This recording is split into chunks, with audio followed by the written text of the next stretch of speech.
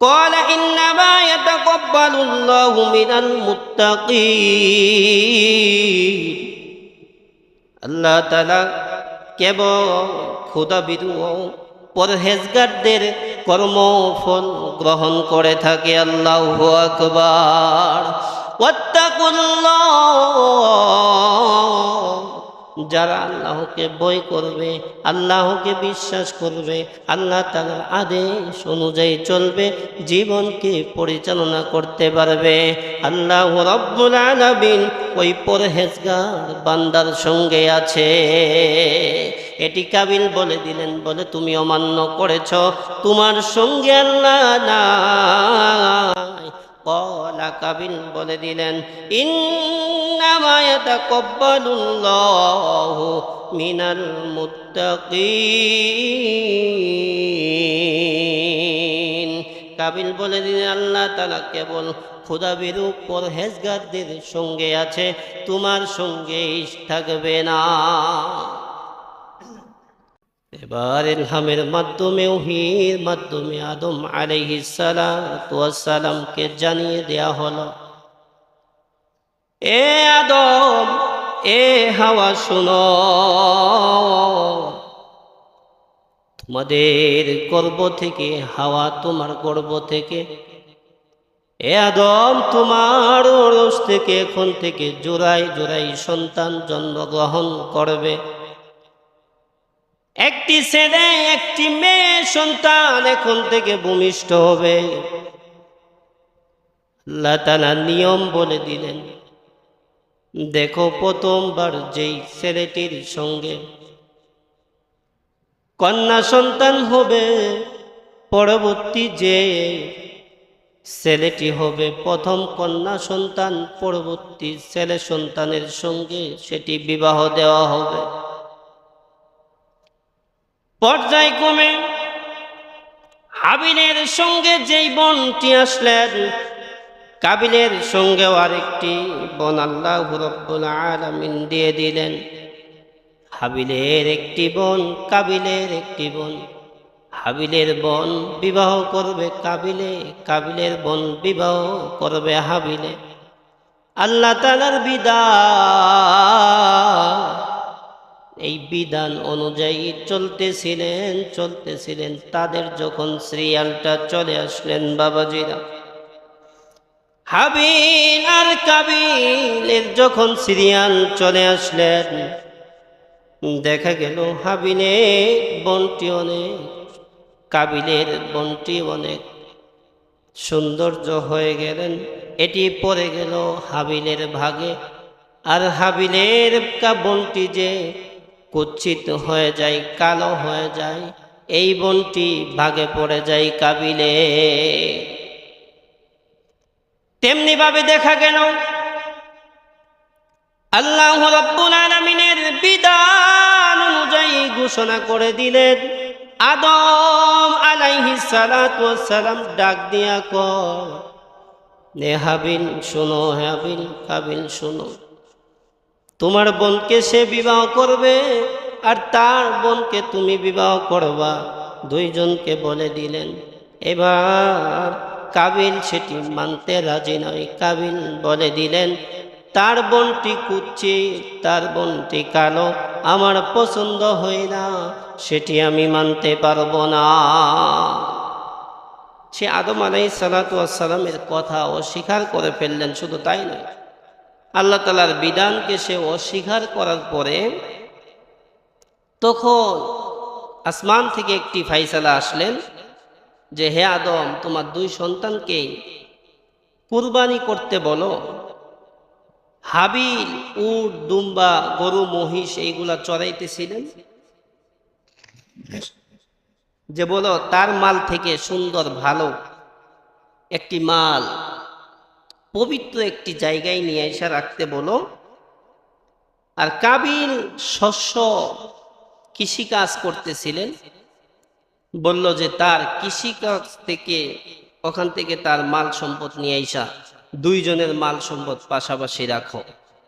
বলে আমরা বুঝবো কিভাবে যে কুরবানি কবুল হয়েছে? তখন আল্লাহ তাআলা বলে দিলেন, যে আসমান থেকে একটি অগ্নিশর্মা আসবে, আলোকপাত আসবে, আইসা যে মালটা পছন্দ হবে, যার কুরবানিটা আল্লাহ তাআলা আমি আল্লাহর কাছে গ্রহণযোগ্য হবে, ওইটার উপরে দেখবা ট্রাস করবে এবং বিদ্যুৎ চমকানোর নেই একটি আসমান বরাবর একটি আলোক রশ্মি হবে। আদম আলাইহিস সালাতু ওয়াস সালাম ঠিক তাই করে ফেললেন।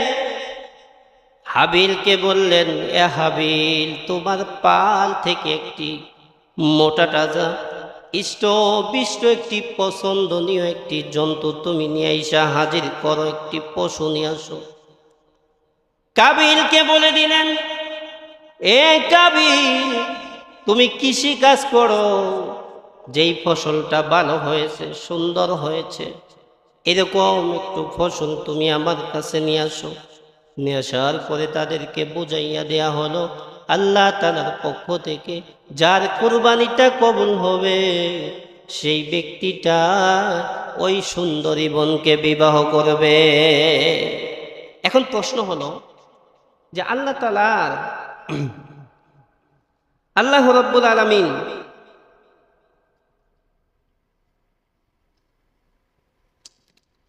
আল্লাহ রাব্বুল আলামিন যে বিধান দিয়েছেন, যিনি একবার যেটা বলে থাকেন, এটাকে আমরা দুনিয়ার মানুষ যদি বলি একসঙ্গে হয়ে, আল্লাহ তাআলার বিধান পরিবর্তন করা সম্ভব নয়, ঠিকই না? আর আল্লাহ তাআলা যদি বলে আমরা একদিকে হয়ে বিধান বলবো, এইভাবে আল্লাহ তাআলা যদি বলে না, এইভাবে হবে না, আল্লাহ তাআলা অসীম, যিনি আমাদেরকে বানানোওয়ালা, উনি একবার ইশারা করলেই সেটি হয়ে যাবে, কোন বললেই ফায়াকুন সেটি হয়ে যায়। কথা বলেন ঠিক কিনা? আল্লাহ রাব্বুল আলামিনের বিধানের অমান্য করলেন কাবিল, কুরবানির জন্য প্রস্তুতি করা হলো, সেই প্রস্তুতি অনুযায়ী কুরবানির মালকে হাজির করা হলো। দেখা গেল সময় মতো একটি আলোক রশ্মি আইসা হাবিলের মালটাকে স্পর্শ করে আসমান পর্যন্ত জানিয়ে দিল। সুবহানাল্লাহ। কাবিলের মালটাকে স্পর্শ করলেন না, এরপরেও কাবিল বলল আমি সেটি মানি না। দেখবেন সমাজের ভিতরে এক শ্রেণীর বাবা লোক আছে, যেটাকে বলা হয় ঠেলা, বলে তার অনুযায়ী যদি কাজ হয় বলে সেটি ঠিক আছে, তার বিপক্ষে চলে গেলে বলে এটা ঠিকই নাই, ঠিকই না।